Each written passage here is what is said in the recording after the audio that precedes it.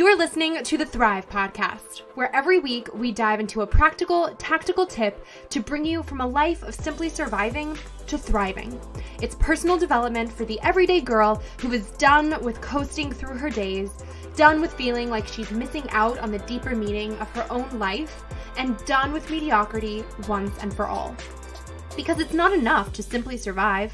You deserve to thrive. Welcome back to Thrive. Today's guest is none other than Dr. Robin, who you may very well know from her years as the therapist in residence on the Oprah Winfrey Show. Or maybe you know her from her New York Times bestselling books, or her times on Good Morning America, The Today Show, ABC, or so many others. But what Dr. Robin really wants you to know, beyond her resume, is her story of resilience and message of hope for anyone and everyone who has gone through something in life, which, spoiler alert, is all of us. Today we talk about what it really means to be fearless, how to handle isolation anxiety and getting social again post-pandemic, and what to do with the unfinished woundedness that we all carry from our childhoods.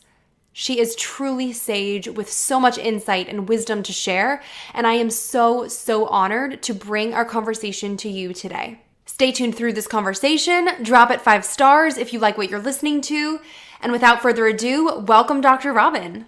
Hello there. Thank you for this warm welcome. It is such an honor to have you on Thrive. Welcome from one Philly girl to another. That's what I was going to say. I hear that we have a lot in common, and certainly Philadelphia. Are you a native? No, I originate from about an hour and a half outside the Philly area, but since I went to Penn, now I'm Philly diehard.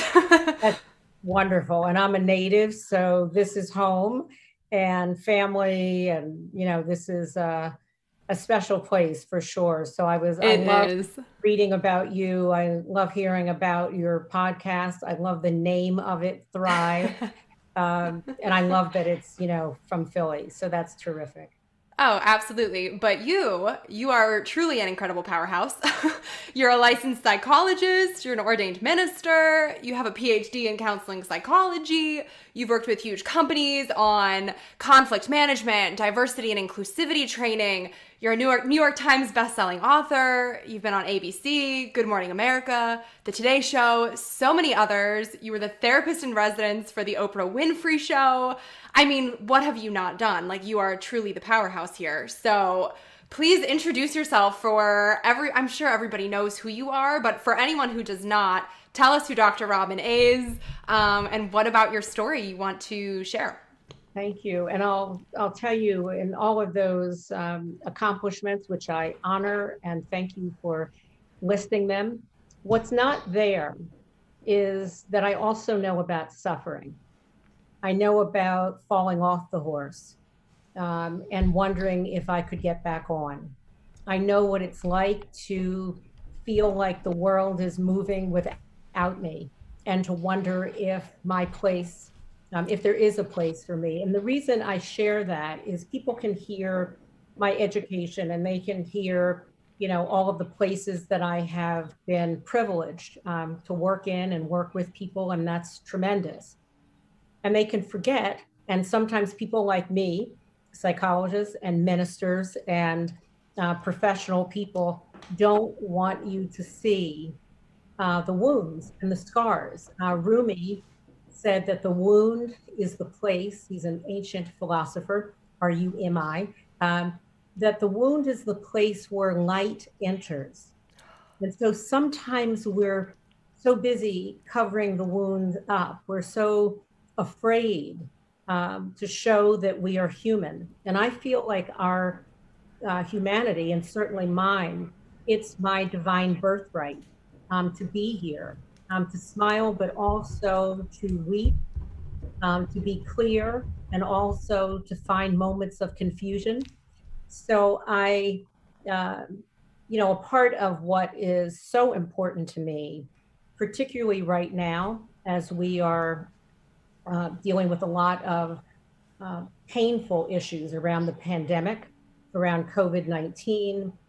But as we talk about the pandemic, a year of being socially isolated, and now the vaccines are here, and People are feeling excited and optimistic and scared.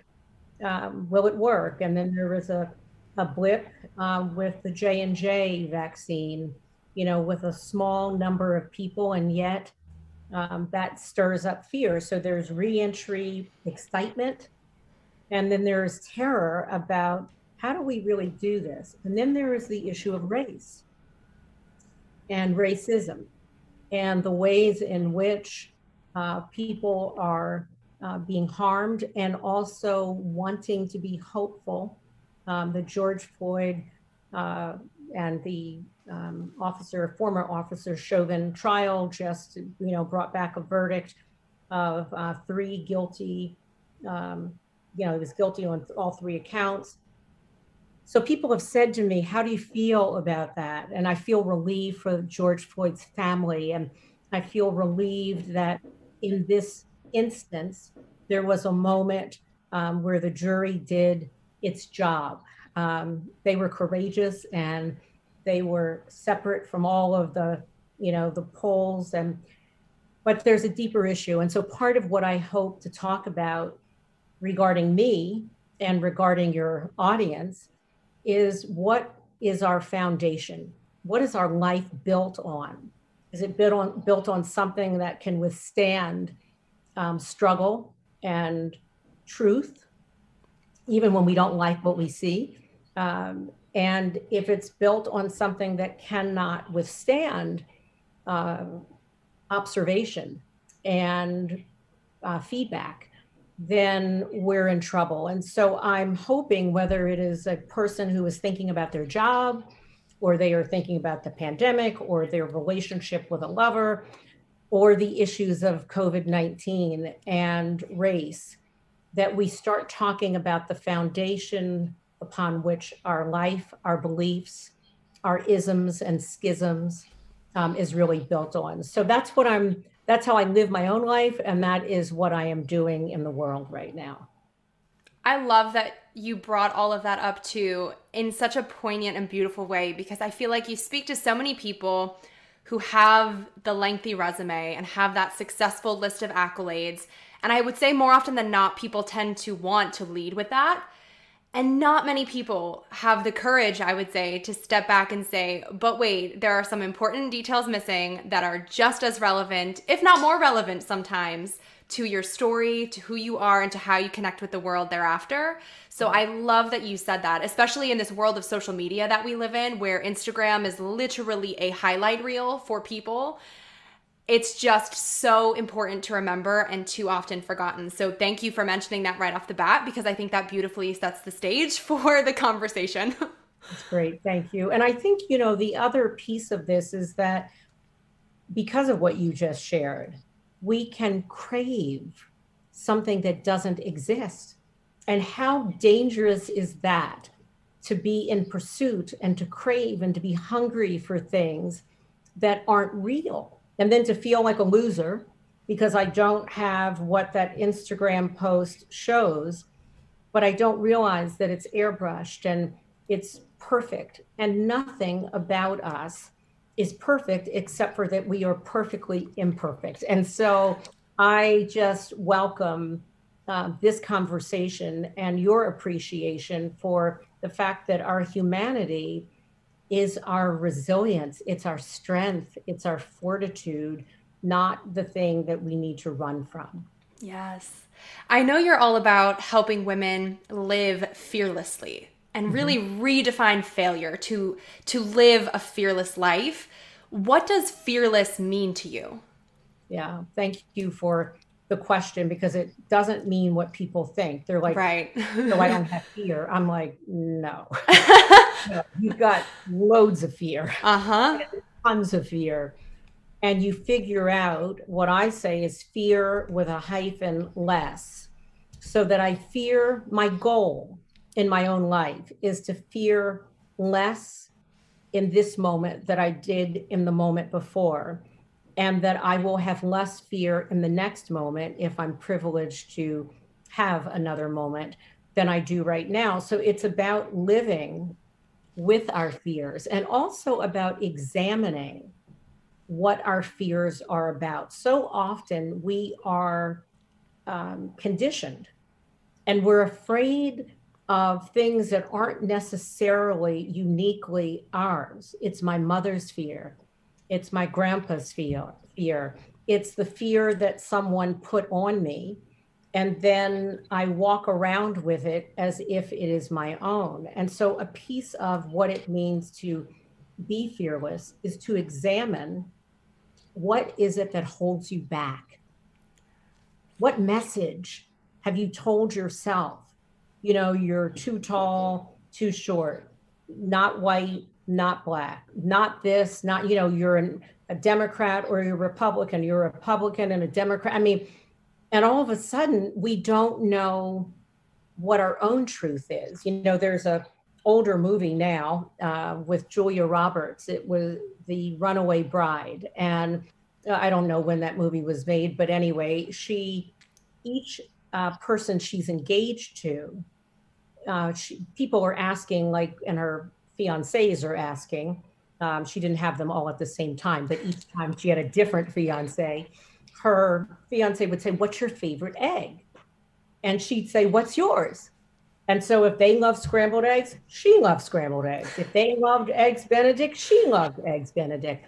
So as the movie goes on, and Richard Gere is also in it, she gets to the end, toward the end of the movie, and she says, "By the way, I figured out what egg I like. I don't like any of the eggs that I said that I like. There's only one egg that I like." And so my journey with women in particular is for us to slow down enough to ask ourselves, to become acquainted with ourselves in terms of what clothes, what eggs, what beliefs, having children, not having children. I mean, what does all of that mean? Getting married, not getting married and staying married. I mean, sexual orientation. I mean, there's so many things. And my question is that we learn to overhear our own voice in a way that we've maybe ignored or been afraid to pay attention to. And that, to me, is fearless living. That is awesome. It reminds me too of something that you said on Oprah a while ago about unfinished woundedness. Yeah. And yes. I would love for you to unpack that a little bit for listeners and maybe share a few tips for discerning what in our lives might be remnants of this unfinished woundedness. Because I think in this journey, I think we oftentimes don't necessarily realize right away what is something that we've just been carrying since childhood versus what is something that is an actual conscious decision as a grown-up. And I know from my own experience in therapy, so much of it is sitting down and talking to 11-year-old you or 13-year-old you or 6-year-old you and coaching yourself through some of the things that you might not have, or probably not have processed at that time. So can you kind of unpack that a little bit for people and what that means? Sure, absolutely. You know, it's interesting. I was just today, and, you know, honest, this is the truth. I was talking to my 4-year-old me and really appreciating her, like how resilient and robust and creative she was, and the ways in which people did not necessarily understand her, and how that shaped my life, how it made me more sensitive to people being misunderstood and the pain of that. And so it's interesting that one of the quotes I said that you may have heard is, adulthood is about finishing the unfinished business of childhood. People are like, you know, and what does my childhood have to do with anything? And I'll say, well, if you're a native speaking Italian, where'd you learn to speak Italian? And people look like, well, where do you think I learned? At home. I said, okay. And if you are a native English speaker, where'd you learn that? At home, of course. So where'd you learn how to be angry? Where'd you learn how to swallow your anger? Where'd you learn that girls who are too smart might scare boys? And how'd you end up then carrying that from 6 or 10 to 21 and to 31 and maybe to 81, like, so, and this isn't about blaming parents or grandparents. It's simply about taking the sheets off, the covers off, and being kind to understand who is it that is speaking to me? Who's telling me that I'm not worth it? So that woundedness, when you talk about unpacking it, is to really, without shame or blame, I call shame and blame the toxic twins. They silence us. They take our voice away. They make us smile when we're heartbroken. They make us break other people's hearts because if we are feeling shame, sometimes we end up shaming other people. If you watch parents and their children, sometimes a parent will correct their child, not really because the child needs to be corrected, but because the parent is feeling embarrassed in front of the neighbors, embarrassed in front of, her parents or his parents. And they want their kids to be just so. But why is that? Because they're feeling judged. And so if they felt secure as parents, quite possibly they would not then push that shame and blame onto a child. And so all of a sudden, we start a big bath of confusion about what we're allowed to do and say and be. Boys that I will talk about, a boy who then becomes a man who has lost some of his softness. And we wonder why, because sometimes as a little boy, that boy fell down and a little girl fell down. We pick the girl up and we kiss her boo-boo and we change her Band-Aids and we get a Mickey Mouse Band-Aid. And then we get some other kind of Band-Aid for the little girl. And the little boy, we tell him to get up and you'll be fine. And then we're wondering what happened to his tears, what happened to his feelings. We didn't take care of them. We did not welcome them. And so wounds, and that's why it's interesting you ask about that in terms of Rumi, when I started off by saying that the wound is the place where light enters. And so if we understand that, our wounds are really important because the light comes there. We get to see who we are and who we're not, and to figure out, how do I develop a love affair with myself? We're often pursuing approval from the outside world. And what I would encourage, and you talked about tips for people to do, is all the energy we put into relationships with other people, that we begin to use that energy toward the self. I mean, if we use the energy on ourselves that we use to please parents and please lovers and please bosses, we would feel tremendous.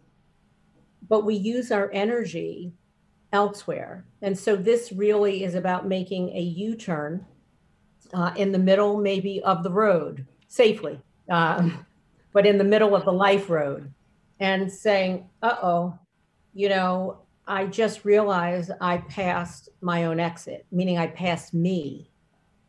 And I'm going through a revolving door and I can't seem to catch up with myself. And so this is about, again, slowing down enough to know that sometimes we are missing in action, particularly as women.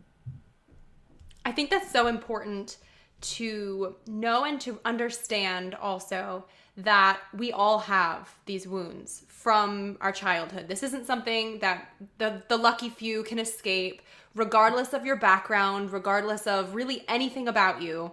This is something that we all have in some capacity. So it's not something that you should feel, like you said, any shame about. There's no one to blame. It's really just about being open and willing to sit down with yourself and unpack it to figure out how you can best move forward with your life.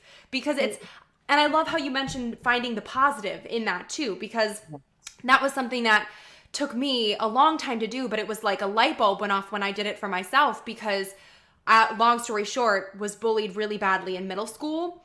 And I would never take that away now as an adult, because it made me so much more empathetic and so much more aware of what others are going through, just even in any social setting, like how someone might be feeling, what they might be thinking. I'm like hyper aware of it now, and I'm like the best friend of anyone in the room. So it's something that was absolutely so sucky and terrible in the moment, but really influenced who I became. But it really took sitting down and being willing to think, okay, why am I reacting this way in this situation? What about my past is influencing how I'm acting or reacting in my present? And you have to be willing to really go through some hard conversations and relive some hard memories with yourself to get to that point. But wow, it's so powerful when you do. As the world starts to slowly but surely open back up post-pandemic, can you give listeners some tips on maybe resharpening some social skills or getting reacclimated to more social settings, and kind of bridging that gap between the last time that we've been in public with people as social members of society and now where we largely speak through Zoom screens? It's quite different, isn't it? Oh, completely. And as much as we have all, at least at one point, complained about Zoom and, missed touching and seeing and hugging and shaking hands, we also got used to it.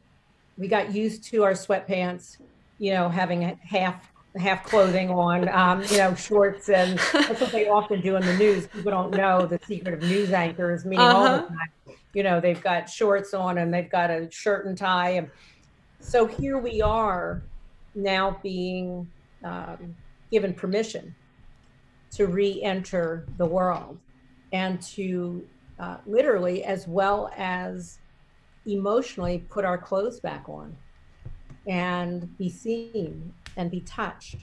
So there are a couple of thoughts I have, and the first is to be gentle and soft with yourself and with the reentry, because we didn't take a vacation. This was a forced event, and it was traumatic. You said this earlier, I said this earlier, that everyone has issues. And one thing I want to remind people about the pandemic, and about not only social isolation, but about reentry, is that you aren't the problem. The pandemic was the problem. But it did stir all of us. It scared us. We either know someone who was sick and recovered. We know people maybe who were sick, or know someone who knows someone who was sick and died. There are people still we know being infected, and also deaths that are still happening because of COVID-19. So softness, and it can be so underestimated, the power of being kind to the self. If we are kind to ourselves, we have more energy to be kind and patient with others. One of the things that happened during the pandemic is people who maybe had a lot of patience kind of lost it.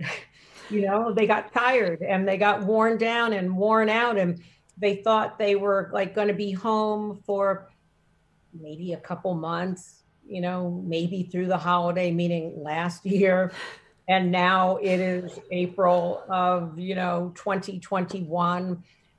And so the reentry is first to be kind to yourself, to be patient as you reenter, to not over promise what you're going to do. So one of the examples I give, people have handled the pandemic differently, depending upon what state you're in, what city you're in, what your government required. There are people who have not been wearing masks, when other people were almost wearing masks in their bed. And so And now we're coming back together, people who have been home with their parents, adults, who are now going back. I know people going back to New York, going back to DC, going back to California, and they're going to be with other people now who lived through the pandemic maybe differently. And so the kindness toward yourself, the patience with yourself, is also to be patient with other people in terms of how they survived and navigated this pandemic. I mean, that's, not an overestimation. It really is one.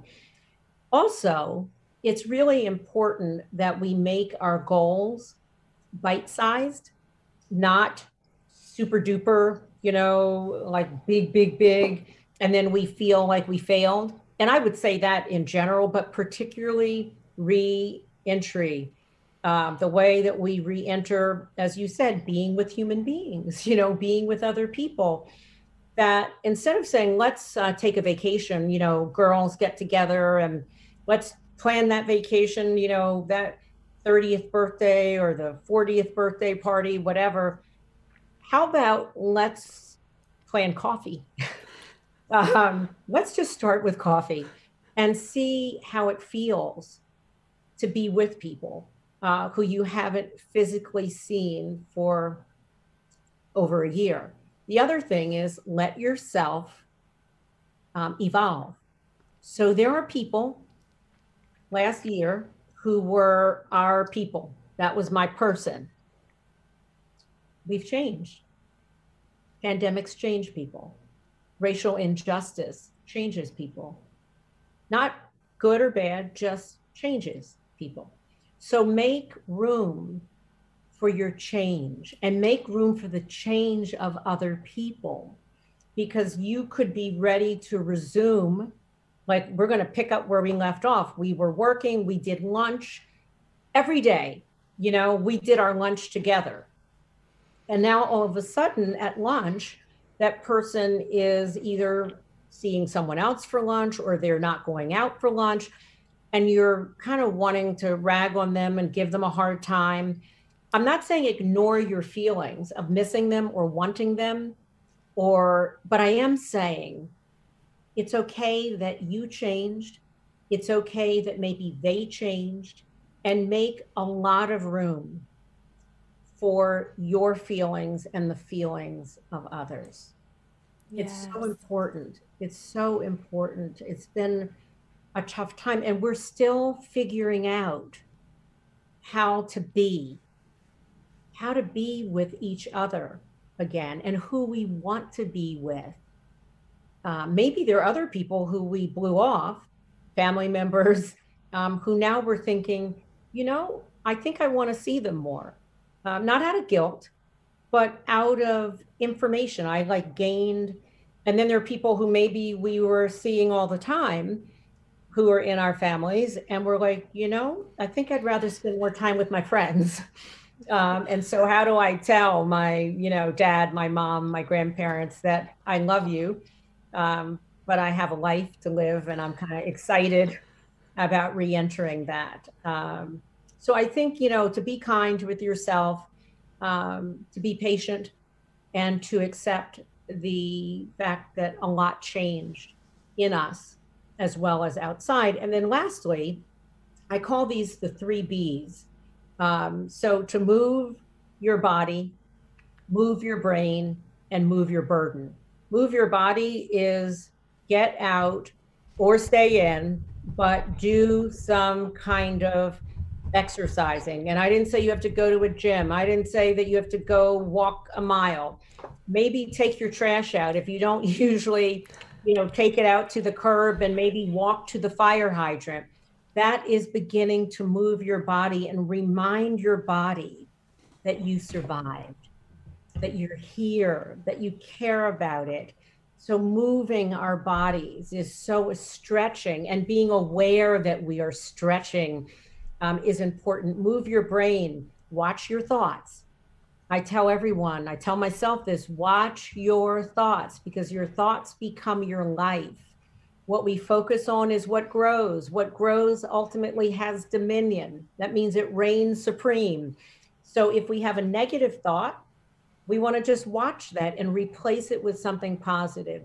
And then move your burden. You know, it doesn't mean we get rid of our burdens, but let's just be aware that we not kind of resuscitate an old burden that needs a kind of a do not resuscitate on it. Like, let's just let that one go. So move your body, move your brain, move your burden. Love that. And I love it's just important to remember that people are in our lives for a season or for a reason. And the pandemic was a very long season that was traumatic, and it was almost a little bit too easy at times to forget that. I think that we were all dealing with trauma and something that was obviously not fully controllable or known, and just so much where we were all just thrown to the wolves and said, all right, good luck, stock up on toilet paper and pray. Yeah. And there was nothing else anyone could do. So how we all responded to that was quite literally trauma response, which I'm sure you know you're the expert on that. So giving people grace as we re-enter, giving yourselves grace as you get back to all of it, it's like trauma response 101. Absolutely. And the fact that trauma is not something that we can put a Band-Aid on a gunshot wound, but it doesn't work.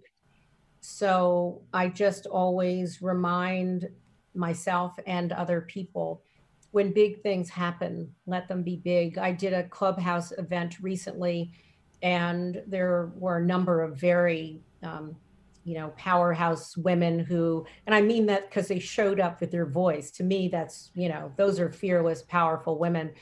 And one of them started to cry and immediately said, oh, and I said, oh, wait a minute, what's that about? Our tears are our teacher. And I imagine when our tears show up, it's for a really good reason.